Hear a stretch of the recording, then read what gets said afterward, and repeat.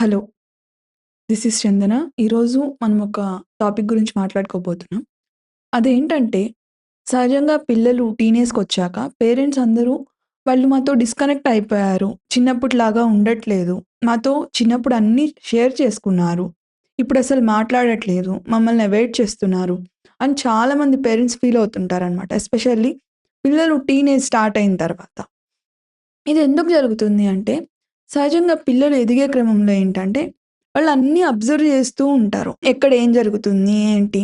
అన్నీ గమనిస్తూ ఉంటారనమాట. ఈ గమనించిన ప్రతిదీ కూడా పేరెంట్స్‌కి షేర్ చేసుకోవాలని ఉంటుంది. ఈవెన్ ఒక 2 ఇయర్స్ ఆహ్, కిడ్స్ దగ్గర నుంచి తీసుకుంటే, అక్కడి నుంచి గూడా ప్రతిదీ చూసిన ప్రతిదీ పేరెంట్స్‌కి చూయించడం, వాళ్ళ రెస్పాన్స్ కోసం వెయిట్ చేయడం, ఇట్లాంటివి చేస్తూ ఉంటారనమాట. పిల్లలు ఇలా ఉన్నప్పుడేంటంటే, సహజంగా వాళ్ళు ప్రతిదీ ఇది మమ్మీ ఇది చూడు, డ్యాడీ ఇది చూడు, ఇట్లా చేశాను, ఇదొక కొత్తది నాకిది కనిపించింది, అన్నీ ప్రశ్నలు అడగడము, ఇలాంటివన్నీ చేస్తూ ఉంటారు.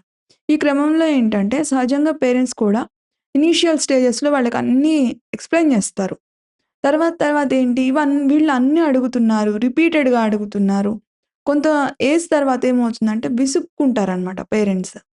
ఇది ఇంకా ఎన్ని సార్లు అడుగుతావు? ఎన్ని సార్లు చెప్పాలి?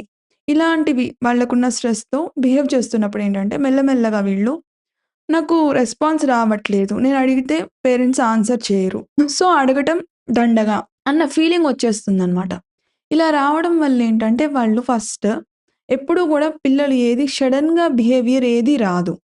గ్రాడ్యుయల్‌గా బిహేవియర్ వస్తుంది. అయితే ఏంటంటే ఈ గ్రాడ్యుయల్‌గా బిహేవియర్ మారుతున్న క్రమంలో ఫస్ట్ మనం ఐడెంటిఫై చేయలేకపోతారనమాట పేరెంట్స్. ఎందుకంటే వాళ్ళు ఫస్ట్ ఇంటెన్సిటీ తగ్గిస్తారు. పిల్లలు ఫస్ట్ మొదట్లో ఏంటి అన్నీ చెప్పేవాళ్ళు. మెల్లమెల్లగా కొన్ని చెప్పడం స్టార్ట్ జేస్తారు. కొన్ని మాత్రమే చెప్పడం స్టార్ట్ జేస్తారు. తర్వాత తర్వాత ఏంటి కొన్ని గూడా ఎప్పుడో ఎదురు పడ్డప్పుడు మాట్లాడుకోవాల్సొచ్చినప్పుడు అప్పుడు మాత్రమే చెప్పడం స్టార్ట్ చేస్తారు. ఫస్ట్‌లో ఎలా ఉంటుంది? ప్రతిదీ అసలు కనిపించిన ప్రతిదీ కమ్యూనికేట్ చేయాలన్న ఇంటెన్షన్ ఉంటుంది. తర్వాత తర్వాత ఏంటి? విసుక్కోరు అనుకున్నవి మాత్రం కమ్యూనికేట్ చేయడం చేస్తూ ఉంటారు.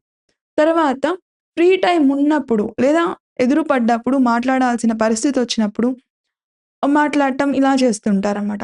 ఇలా స్టెప్ బై స్టెప్ వాళ్ళు డిటాచ్ అవుతున్న క్రమంలో ఏంటంటే, పేరెంట్స్ ఇది ఐడెంటిఫై చేయడం మిస్ అవుతారు. మిస్ అయినప్పుడు వీళ్ళల్లో ఏంటి చేంజ్ వస్తూ ఉంటుంది గ్రాడ్యుయల్‌గా. ఈ మెల్లమెల్లగా ఈ క్రమంలో ఏంటంటే, వాళ్ళు స్కూల్‌కెళ్ళడం, స్కూల్‌లో ఫ్రెండ్స్ ఉండడం, ఫ్రెండ్స్ మధ్య డిస్కషన్స్ ఈజీగా జరగడం. పేరెంట్స్ లాగా ఫ్రెండ్స్ వెంటనే రిజెక్ట్ చేయరు. వాళ్ళు దాన్ని అపోజ్ చేయడము, సపోర్ట్ చేయడము. కొంత డిస్కషన్ అనేది నడుస్తుందనమాట. సో, ఇలా డిస్కషన్ నడవటం వల్ల ఏంటంటే, వాళ్ళక్కడ వాలిడేషన్ పొందినట్టుగా వీళ్ళు ఫీల్ అవుతారనమాట. నా ఒపీనియన్ నేను షేర్ చేసుకుంటే, ఎదుటి వాళ్ళు అక్కడ రెస్పాండ్ అవుతున్నారు అన్న ఫీలింగ్ ఉంటుంది పిల్లలకి. అప్పుడు మెల్లగా ఏం చేస్తారంటే, పేరెంట్స్ దగ్గర కమ్యూనికేట్ చేయడం ఆపేసి, ఫ్రెండ్స్ దగ్గర మాట్లాడటము, లేదా ఎక్కడన్నా వేరే వాళ్ళతో చర్చించడం. మోస్ట్‌లీ ఎక్కువ ఫ్రెండ్స్‌కి కనెక్ట్ అవుతారు. ఇలా ఉంటుందనమాట. అండ్ నెక్స్ట్ సెకండ్ పాయింట్ ఏంటంటే, పిల్లలు ఏదైనా మన దగ్గరకొచ్చి షేర్ చేసినప్పుడు సహజంగా పేరెంట్స్ ఏంటంటే, దాన్ని పూర్తిగా వినరనమాట. వాళ్ళు సగం వినగానే వీళ్ళెక్కడో ఏదో మిస్‌అండర్‌స్టాండ్ చేసుకున్నదుంటుంది. వెంటనే దాన్ని పాయింట్ ఔట్ చేసి, ఇది తప్పు గదా! ఇలా కాదు, ఇలా చేయాలి అని జెప్పి వీళ్ళ ఇంటెన్షన్ కరెక్టే ఉంటుంది. వీళ్ళు తెలియజేద్దాము అని అనుకుంటారు. బట్ మీరు మధ్యలో ఇలా ఇంటరప్ట్ చేసి మాట్లాడినప్పుడేంటంటే, నేను ఓకే. ఇక్కడ తప్పు ఫైండ్ ఔట్ చేశారు. సో, నేనిది తప్పుగా ఆలోచిస్తున్నాను అన్నప్పుడు వాళ్ళు వెంటనే డిఫెన్స్‌లోకెళ్ళిపోతారనమాట. వాళ్ళు భయపడతారు. సో, నేనెక్కడ తప్పు చెప్పేస్తానేమో. సహజంగా పిల్లలకెలా ఉంటుంది? మంచిగా ఉండి, మంచి పేరు తెచ్చుకోవాలి అన్న ఇంటెన్షన్ ఎక్కువుంటుందనమాట. ఈ గుడ్ బాయ్ ఎస్పెషల్లీ 6-12 ఇయర్స్ మధ్యలో గుడ్ బాయ్‌గా గాని, గుడ్ గర్ల్‌గా గాని పేరు తెచ్చుకోవాలని ఉంటుంది. ఆ ఏజ్‌లో ఏంటంటే వాళ్ళొచ్చి చెప్తున్నప్పుడు పేరెంట్స్ ఎప్పుడైతే వాళ్ళని మధ్యలో ఆపి, వీళ్ళు మాట్లాడటం స్టార్ట్ జేస్తారో, వీళ్ళకి వెంటనే భయమేస్తుంది. చెప్పడం ఆపేస్తారనమాట. తర్వాత పేరెంట్స్ వీళ్ళకన్నా పెద్దగా ఉన్నారు. వీళ్ళకన్నా గట్టిగా కమ్యూనికేట్ చేస్తున్నారు. వీళ్ళకన్నా వీళ్ళ దగ్గర అథారిటీ ఉంది. కొంత పవర్ ఉంది. ఇంత పవర్, అథారిటీ ఉన్న పర్సన్ వాళ్ళని మధ్యలో ఆపేసినప్పుడు లేదు నువ్వు మాట్లాడొద్దు మమ్మీ నేను చెప్పేదంతా విను. నువ్వెందుకు మధ్యలో మాట్లాడుతున్నావు గట్టిగా అనలేకపోతారనమాట. ఒకవేళ అన్నా కూడా అదెలా కమ్యూనికేట్ అవుతుంది? పిల్లలు పెద్దల్ని ఎదిరిస్తున్నారు. రెస్పెక్ట్ లేదు. వెంటనే చూసిన వాళ్ళేమంటారు? చూడు ఇలాగేనా మీ పిల్లలు చూడు ఎలా అయ్యారో, ఏంటి ఇలా మాట్లాడుతున్నారు, పెద్దలంటే గౌరవం లేదు, ఇలా ఇంటరప్ట్ చేసి మాట్లాడతారా అని చెప్పి పిల్లల్నే ఏదో ఒకటి అంటారనమాట చూసిన వాళ్ళు కూడా. సో, ఇలా అనటం వల్ల ఏమవుతుందంటే వాళ్ళకి భయమేస్తుంది. వీళ్ళతో మాట్లాడితే ఎక్కడ నేనేదైనా తప్పు చేస్తానేమో, తప్పు చేస్తే ఎంత నెగెటివ్‌గా నాకు రియాక్షన్ ఒస్తుందో అన్నప్పుడు వెంటనే ఎవరికైనా ఏమనిపిస్తుంది, తప్పు చేయొద్దు, మాటలు పడొద్దు అనే ఉంటుంది గదా! సో, పిల్లలు కూడా అదే స్ట్రాటజీ ఫాలో అవుతారనమాట. ఇప్పుడు మాట్లాడి అది తప్పు అని చెప్పించుకొని, వాళ్ళతో మాటలు పడే కంటే, నేను మాట్లాడకుండా ఉంటే నన్నింకా అనేవాళ్ళుండరు, పాయింట్ ఔట్ చేసేవాళ్ళుండరు అని అనుకోని, వాళ్ళు కమ్యూనికేట్ చేయడం ఆపేస్తారు. పాయింట్ ఏంటంటే ఇది చాలా ముఖ్యమైనది. పేరెంట్స్ ఏంటంటే వాళ్ళ ఎమోషన్‌ని బట్టి వింటారనమాట. వాళ్ళు హ్యాపీ మూడ్‌లో ఉన్నారు. అంతా బావుంది. అప్పుడు వెంటనే ఏం జేస్తారు, బాగా ఫ్రెండ్లీగా ఉండి కబుర్లు చెప్తూ ఉంటారు. వాళ్ళకేదో ఆఫీస్‌లో టెన్షనొచ్చింది, లేదా ఏదైనో ఫ్రెండ్స్‌తో గొడవయింది, ఏదో స్ట్రెస్‌లో ఉన్నారు. వెంటనే ఏమంటారు, "మాట్లాడొద్దు నేను బిజీగా ఉన్నాను. పెద్దలు నాకు పనిలో ఉంటే నువ్వెందుకు కదిలిస్తున్నావు" అని చెప్పి వెంటనే నెగెటివ్‌గా రియాక్ట్ అవుతారనమాట. ఇలా అన్నప్పుడేంటంటే వీళ్ళకి భయమేస్తుంది. ఎప్పుడు మమ్మీ లేదా డ్యాడీ నాతో ఫ్రెండ్లీగా మాట్లాడతారు. ఎప్పుడు వీళ్ళు కోపం తెచ్చుకుంటారో వాళ్ళకర్థం గాదు. ఈ కన్‌ఫ్యూజన్ వల్లేంటంటే దగ్గరికి రావడానికి భయమేస్తూ ఉంటుందనమాట. సో, ఇలాంటి కారణాలుండడం వల్ల వాళ్ళు దూరం జరుగుతారు. మరి ఏం చేయొచ్చు? ఫస్ట్ ఎప్పుడు కూడా పిల్లలు మాట్లాడుతున్నప్పుడు వాళ్ళని నాన్ జడ్జ్‌మెంటల్‌గా వినడానికి మీరు ప్రయత్నించండి. మీరు ఏదైనా చెప్పాలనుకున్నారు. వాళ్ళ ఆలోచనలో ఏదో కొంత చేంజ్ అవ్వాల్సిందుంది అన్నప్పుడు, ఫస్ట్ మీరు అర్థం చేసుకోవాల్సిందేంటంటే, పిల్లలు మీకేదైనా ఒక విషయం చెప్తున్నారు అంటే, అది వాళ్ళ వర్షన్ మాత్రమే. వాళ్ళిలా ఫీలయ్యారు.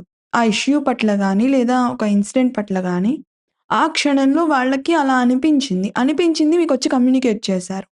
సో, వాళ్ళు కమ్యూనికేట్ చేసినప్పుడు మీరు ఏదైనా కరెక్షన్ ఉంటే, అది ఎందుకు దానికన్నా బెటర్ ఆప్షన్ ఏముంది?